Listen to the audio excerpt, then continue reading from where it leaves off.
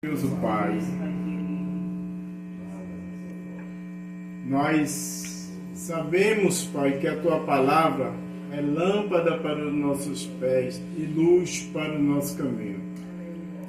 Nós sabemos que nós vamos ser sábios, homens prudentes, se nós sermos alimentados pela Tua palavra, que é a rocha. Então, Pai, nesse momento nos torna atentos, nos dá coração aberto e sensível para aprender de Ti, que não seja eu como pastor João que esteja falando, mas sim a Tua palavra, que ela seja pura, direta, sem que eu tenha que adicionar alguma coisa porque eu quero falar, eu preciso expor para os Teus filhos só o que vem de Ti, Pai. Se comigo, me usa como uma ferramenta Tua nesse momento tão maravilhoso. Eu oro e Te agradeço. Amém. Nós vamos falar, irmão, sobre um ponto muito importante nos nossos dias. O Evangelho, ele virou comércio. O Evangelho, ele perdeu aquela fidelidade à palavra de Deus. E a minha preocupação é que nós possamos chegar no final da nossa carreira de seguidor de Jesus Cristo estando no caminho certo, não estando sendo enganados. E hoje em dia é difícil para você indicar, você vai para qual igreja? Se tem muitos desvios de ensinos provocados pela modernidade, pela vontade de agradar o homem, onde é que está o Evangelho sincero, puro, do jeito que Deus espera? O Evangelho singelo, sem adicionar coisas do homem, mas só a palavra de Deus. Eu tenho uma característica, eu não gosto muito de adicionar complementos, eu gosto de ler a palavra, expor detalhes ou alguma coisa em cima da palavra que está ali e ficar ali na palavra mesmo. Porque Papai do Céu diz, não vá além da palavra. Amém? Então, esse estudo, que é para nós crescermos espiritualmente, para sermos maduros, é pregando a palavra de Deus em um mundo de falsos profetas, de apostasia e desvio do Evangelho dos apóstolos. Apostasia é quando eu e você era cristão, seguia Jesus e depois a gente sai. Por nada, porque a gente desejava alguma coisa e Deus podia até saber que aquilo não ia ser bom para nós, que aparentemente poderia ser bom, que de imediato poderia ser bom, mas depois iria causar transtornos, decepção. E aí Papai do Céu não dá. E a gente, não, orei muito, pedi muito, esse negócio do Evangelho está resolvendo, não. Aí você cai fora. Aí isso é apostasia, se sair da presença de Deus. Falsos profetas, líderes muito ricos, milionários, coisas parecendo jogadores de futebol, pagodeiro com salários enormes desse jeito. E desvio do Evangelho dos apóstolos. Vivemos, irmãos, em tempos difíceis, onde falsos profetas, a apostasia e as distorções do Evangelho têm levado muito aos enganos. A cultura do nosso tempo, o modernismo que nós temos hoje, influenciam a igreja. E a igreja ela foi criada para ela influenciar no local onde ela está instalada. Mas em muitas situações você vê o contrário. A igreja querendo agradar, ela transforma-se sai da originalidade do que Deus deseja para colocar dentro dela, dentro dos ritos de culto, coisa que agrada ao homem para poder a igreja estar cheia. Muitas vezes mudando sua visão e levando os cristãos a um falso evangelho. Diante desse cenário, é essencial para nós entender os perigos dessa influência e permanecer firme na verdade de Cristo. Às vezes, não é porque a igreja está com 2.000 pessoas, com 800 pessoas, que ela está mais certinho ali, fazendo conforme a vontade dele, não. E aí vem que tem uma igrejinha com 4, 5 pessoas no fundo de quintal, que está mais fiel, que está mais sincera, que está mais buscando, que está mais espiritual, do que está lotada de pessoas que pode estar muito carnal. Você consegue compreender isso? O perigo dos falsos profetas. Jesus já nos alertou sobre os falsos profetas, que viriam vestidos de ovelhas, mas por dentro seriam lobos devoradores. Em Mateus 7,15, ele diz: acautelai-vos, vai devagar, tem cuidado com os falsos profetas. Acautelai-vos, porém, dos falsos profetas, que vêm até vós vestidos como ovelhas, mas interiormente são lobos devoradores. Então isso vai muito da aparência, do status, do título. Há pregadores cobrando 50 a 100 mil reais para trazer uma mensagem de Deus. Mas só que o ser humano é assim, quanto mais ele vê mais caro, ele acha que tem mais valor. E aí tem um irmãozinho na igreja que vai pregar aquela mesma passagem com mais unção, com mais entusiasmo, com mais... Mas ele não dá valor àquilo, dá valor do outro porque ele está cobrando caro. E tem título. Esses falsos mestres, eles distorcem a palavra de Deus, pregando um evangelho centrado no homem, na prosperidade e na autoajuda, ao invés do verdadeiro evangelho, que nos chama a arrependimento e a santidade. Isso é uma coisa tão forte, irmão, para nós refletirmos, mas vejam se isso não é verdade. O evangelho centrado no homem, na prosperidade. Tanta gente vai para o evangelho atrás só de prosperidade e autoajuda. Autoajuda é porque vai melhorar para você, porque você vai ser melhor. A gente precisa disso, nós precisamos disso também, que são palavras de esperança, de conforto. Mas não tem que ser só isso, porque fala, em vez do verdadeiro evangelho que chama arrependimento, nós temos que nos arrepender das coisas erradas que ferem a Cristo, que desagradam a Cristo, que não glorificam a Cristo, e santidade. Tu sabe o que é santidade? Santidade é você ser separado. Então o mundo todo está fazendo errado, mas você está pagando um preço, você está se esforçando, você às vezes até tem vontade de estar naquele meio, mas você está se esforçando, perseverando para fazer conforme a vontade de Deus. Então, o verdadeiro evangelho hoje, irmãos, não se enganem. Ele vai buscar muito você para arrependimento, para você fazer uma reflexão da sua vida em relação ao que Deus deseja, para você se arrepender de como tem vivido. E um esforço para você buscar a santidade. Porque às vezes a pessoa quer ser amiguinho, quer ser um crente bem sociável, quer ser que está nos lugares errados, com as pessoas erradas, na hora errada. Deus pede santidade. E, inclusive, se a gente for aplicar isso à igreja, que agora eu estou falando para pessoas, né, até tem o mesmo sentido.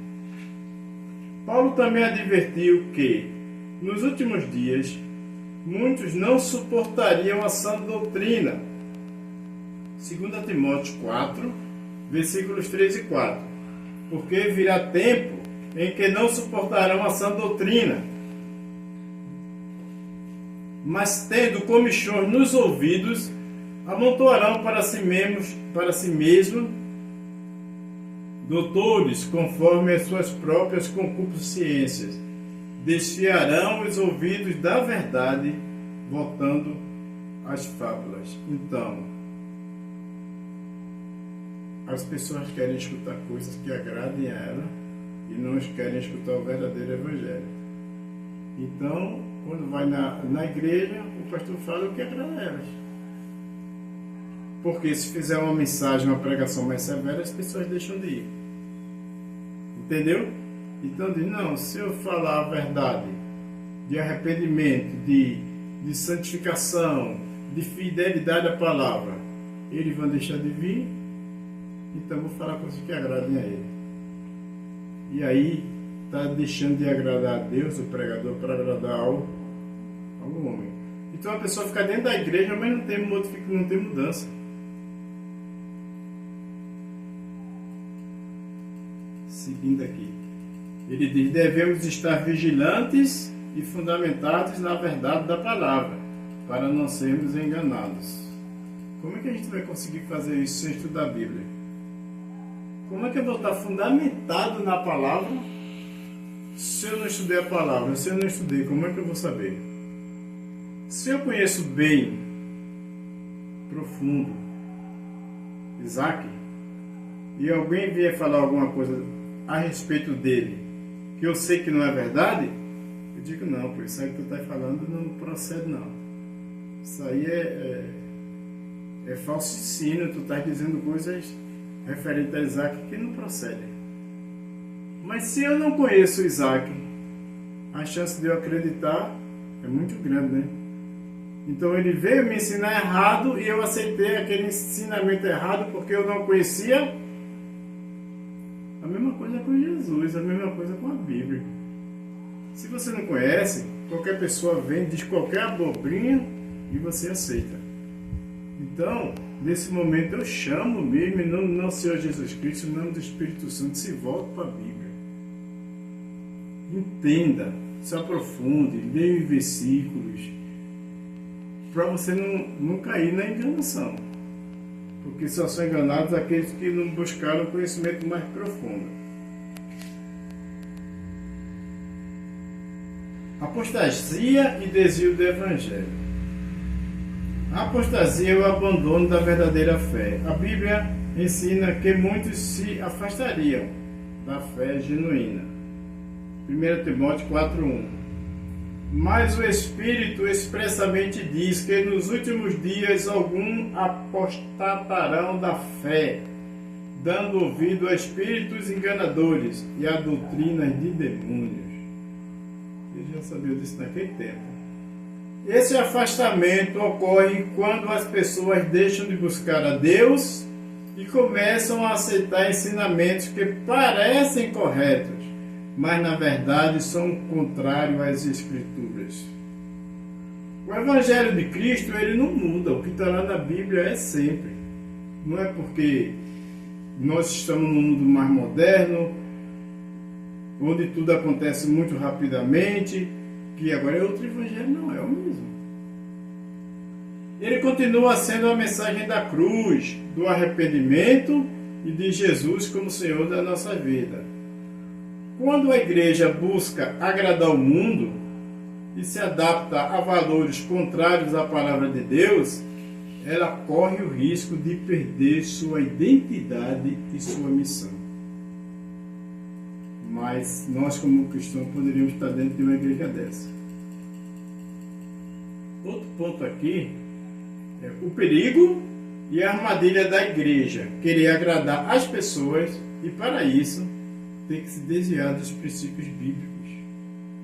Um dos maiores perigos hoje é a tentação de as igrejas comprometerem a verdade bíblica para atrair e agradar as pessoas. A Bíblia nos alerta sobre isso, porque persuado eu agora a um homem ou a Deus? Ou procuro agradar a homens? Se eu estivesse ainda agradando aos homens, não seria servo de Cristo. Gálatas 1:10. Resumindo, ele está dizendo, eu agora, eu devo agradar aos homens ou agradar a Deus? E isso é uma coisa tão séria, principalmente na vida de pregadores. Porque você vai pregar o que agrada a pessoa. Só que o que agrada a ela não transforma a vida. Se você chega e você está com câncer na garganta, eu digo, não, mas isso daí a gente vai administrando, vou passar o remédio aí, pode continuar fumando o seu cigarrinho e tal. E eu posso estar te empurrando para a morte, não? Mas se eu sou sincero, fiel, eu digo, ó, você tem que parar isso de imediato, porque isso aí vai me destruir. Quem está ajudando mais? Mas essa palavra é mais dura e as pessoas não querem escutar palavras duras. É desse jeito que está acontecendo. Paulo, ele deixa claro que agradar as pessoas à custa da verdade significa deixar de ser um verdadeiro servo de Cristo. A missão da igreja não é conformar aos desejos do mundo, mas pregar a palavra imutável de Deus. O próprio Jesus nos advertiu o preço de segui-lo. Se o mundo vos odeia, sabei que primeiro do que a vós me odiou a mim. João 15, 18. E aí, quando a gente vai conhecendo a palavra, a gente vai associando o versículo que vai fortalecendo. Porque Jesus diz que o mundo odiou a ele. Mas Deus lá em Romanos vai dizer, aquele que quer ser amigo do mundo é inimigo de Deus. Então tem esse cenário. Uma igreja que busca agradar as pessoas em vez de agradar a Deus corre o risco de distorcer o Evangelho e perder seu verdadeiro propósito. O verdadeiro amor não significa comprometer a verdade, mas proclamar com ousadia a vontade de Deus, que é isso que vai provocar a salvação das pessoas. Nós estamos caminhando já para o final, mas agora vamos falar sobre o impacto do modernismo, desse mundo, tudo moderno, tudo. A cultura moderna promove um estilo de vida relativista.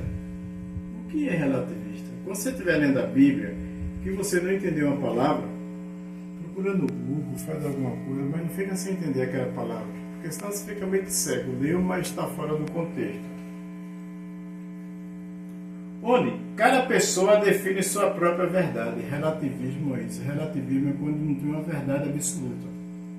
Eu acho que é de um jeito, você acha que é de um jeito, ele acha que é de um jeito, eu acho que é de um jeito, eu acho que é de um jeito. E aí tem até a pessoa que todos os caminhos levam a Deus. Então todos os caminhos levam a Deus, cada um do seu jeito. E a Bíblia de Jesus diz, eu sou o caminho e a verdade e a... Ninguém vem ao Pai senão por...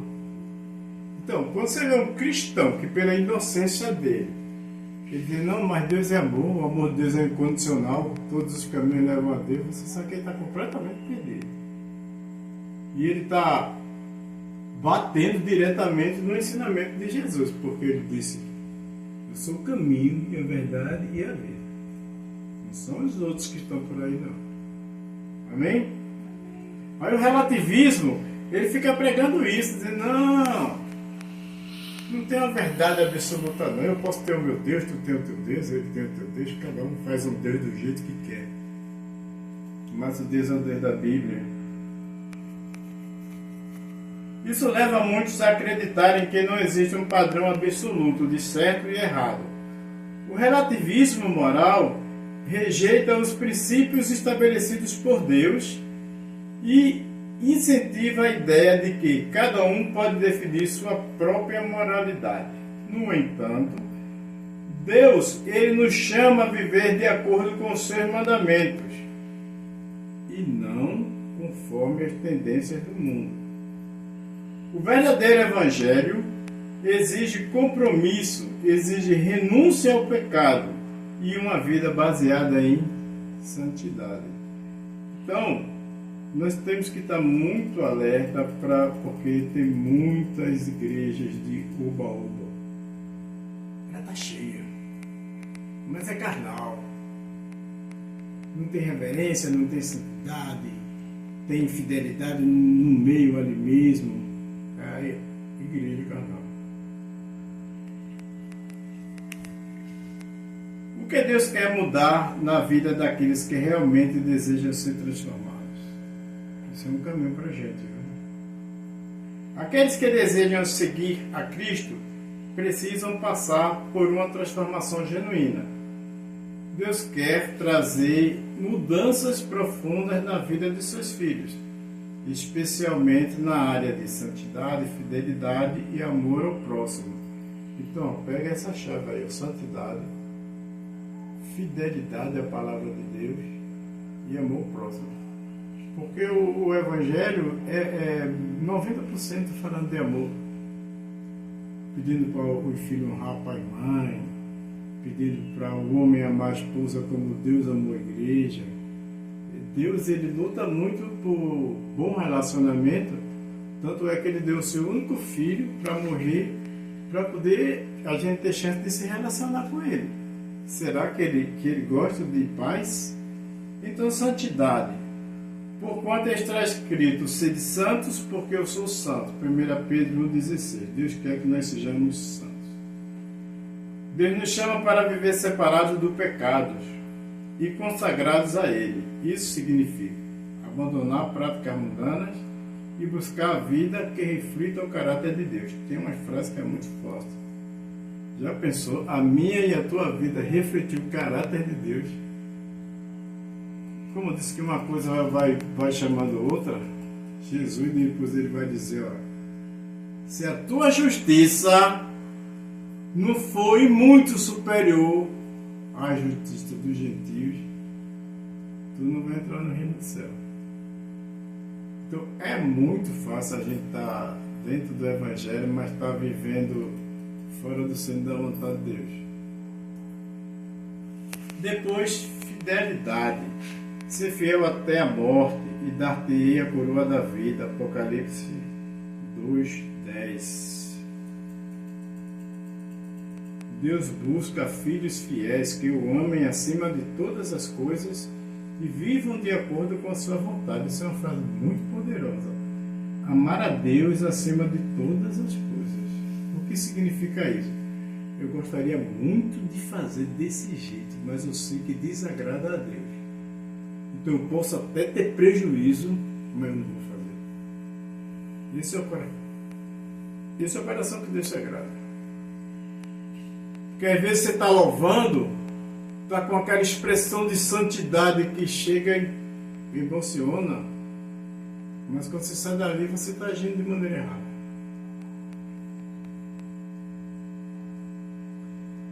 Ser fiel significa permanecer firme mesmo diante das dificuldades e o amor ao próximo. E Jesus disse: amarás o Senhor teu Deus de todo o teu coração e de toda a tua alma e de todo o teu entendimento também. Esse é o primeiro grande mandamento. E o segundo, semelhante a este, é: amarás o teu próximo como a ti mesmo. Veja, Deus pediu para focar nele e depois focar no próximo. Sempre foi assim. Um cristão transformado não vive para si mesmo, mas busca servir e abençoar os outros. Às vezes, um dinheiro seu que está saindo do seu bolso, que aparentemente você está levando prejuízo ou fazendo papel de besta, mas se aquele dinheiro estiver trazendo felicidade, estiver trazendo uma bênção para a vida de uma pessoa que estava precisando, você está muito bem na presença de Deus nesse momento. Enquanto que se você se fechar, se prender, te vira aí, cada um com seus problemas. Aí Deus vai estar olhando lá, porque em Romanos diz: alegrai-vos com os que se alegram e chorais com os que choram. Mas as pessoas gostam de se alegrar com os que se alegram, né? Sininho, um churrascozinho, mas quando o cara está mal, fica para lá. Como permanecer fiel ao Evangelho? Isso é muito importante que fique para vocês, é o ponto final, tá, irmão? Como é que eu vou permanecer fiel a uma coisa que eu não conheço? Então, primeiro, conhecer a palavra. o meu povo foi destruído porque lhe faltou o conhecimento. Então, se você não tiver conhecimento, irmão, vão lhe enganar. Viver uma vida de santidade. E não vos conformei com este mundo, mas transforma a tua mente, se transforma pela renovação do vosso entendimento. Porque ele diz, porque só assim irás experimentar qual seja a boa, agradável e perfeita vontade de Deus. A vontade de Deus é boa, perfeita e agradável. Mas só vai experimentar quem transformar a mente para viver conforme Deus. Então, assim, você está escutando tudo isso. Não, tudo bem, escutei, foi legal a palestra, o sermão que o irmão João fez, mas agora eu sigo minha vida como tal. Pode, mas não muda nada. Você não vê mudança. Porque a palavra de Deus vai dizer lá em Timóteo, não engane a si mesmo, sendo apenas ouvinte e eleitor. Ele diz que só dá certo se praticar. Amém? Amém. Discernir os espíritos para não ser enganado e pregar a verdade com amor. Devemos proclamar o Evangelho, a mensagem do Evangelho com coragem e amor, chamando as pessoas ao arrependimento sem comprometer a verdade. Concluindo, o verdadeiro Evangelho de Cristo não pode ser diluído ou adaptado para se encaixar à cultura moderna. O Evangelho de Cristo continua sendo a mensagem da cruz, da renúncia ao pecado e do compromisso com Deus. Como igreja, como pessoa, devemos permanecer fiéis, rejeitando o relativismo moral, agora vocês já sabem o que é relativismo, e as distorções do Evangelho, porque só assim nós iremos viver de acordo com a vontade de Deus. Que possamos, irmãos, permanecer firmes na fé, buscando a santidade, porque Papai do Céu falou várias vezes para a gente se santificar, buscando a fidelidade, leu, aprendeu, entendeu, a informação chegou, se esforçar para fazer daquele jeito. E o amor ao próximo, para que o nome de Cristo seja glorificado em nossas vidas. Amém? Essa história do amor próximo é tão interessante que no livro de Mateus, Jesus ele vai dizer: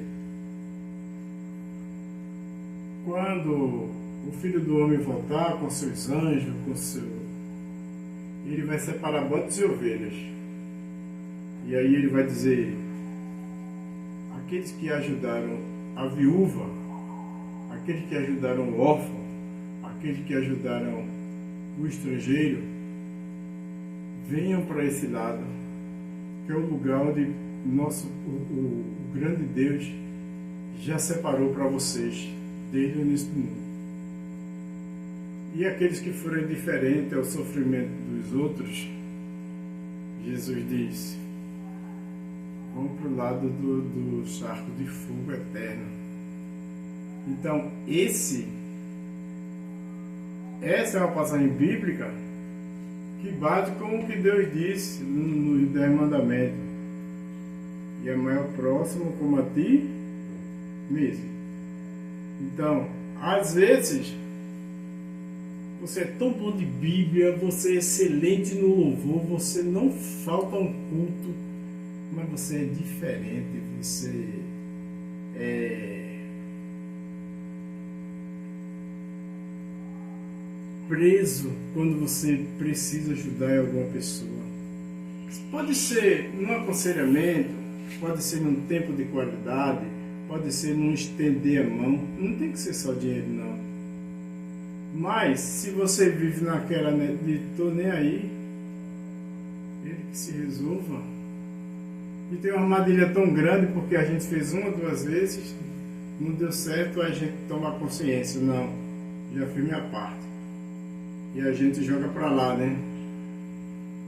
Mas quantas e quantas vezes a gente já fez a mesma coisa errada E Deus continua nos dando oportunidade e sendo misericordioso com a gente.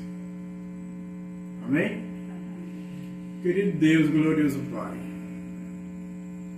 nós te agradecemos por esse manjar espiritual, esse ensinamento poderoso, maravilhoso, impactante para as nossas vidas, Pai. Agora, Paizinho, nós pedimos que Teu Espírito Santo que habita em nós esteja muito atento, muito ativo, controlando nosso ser, nossa mente, para que essa transformação de vida aconteça em nós de acordo com o que aprendemos hoje, Pai. Santidade, amor ao próximo, fidelidade. Vai nos ajudando, Pai. Neste mundo, nesse cenário evangélico, esse cenário das igrejas tão difíceis, nos ajuda a ser cristãos fiéis, cristãos verdadeiros, cristãos que buscam viver a sinceridade da Tua palavra. É apenas isso, sem adereços. E ajuda os líderes, as igrejas, a fugirem da armadilha de tentarem ser agradáveis, confortáveis, convenientes para os homens, e que para fazer isso elas têm que se desviar do verdadeiro evangelho, do evangelho dos apóstolos. Nos ajuda pela Tua misericórdia, abençoando e direcionando tanto as nossas vidas como a vida dos líderes que estão das nossas igrejas, Pai. Obrigado que Tu possas, Pai, e levar para os lares os irmãos que estiveram aqui te buscando, honrando.